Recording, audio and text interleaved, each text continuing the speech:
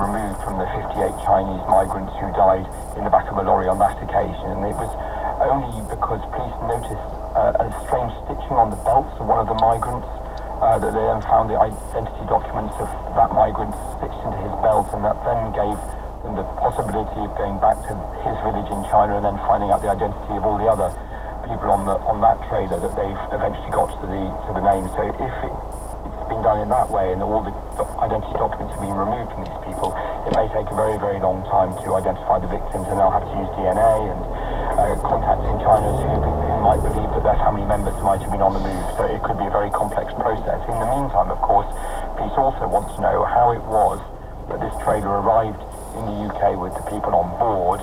What they know is that it was left at Zeebrugge port at about 2:30 on Tuesday afternoon. It was put on a ferry without a driver that afternoon and then picked up by a driver at this end. So the question is, who was the driver that dropped the trailer off? Were they aware of what was in that trailer? And if not, who was it who sealed that refrigerated trailer with those people inside?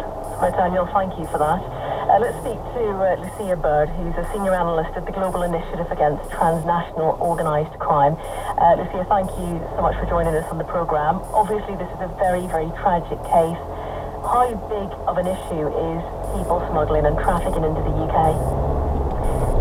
This is a very serious issue, and of course we're talking about this today because of yesterday's case. What the fuck? However, this really is the tip of the iceberg.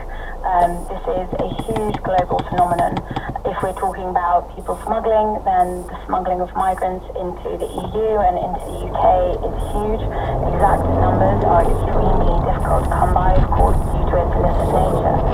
If we're talking about human trafficking, then estimates suggest that perhaps over 40 million people are believed to be in modern slavery worldwide. So this is a serious business, and this is one tragic but not isolated incident.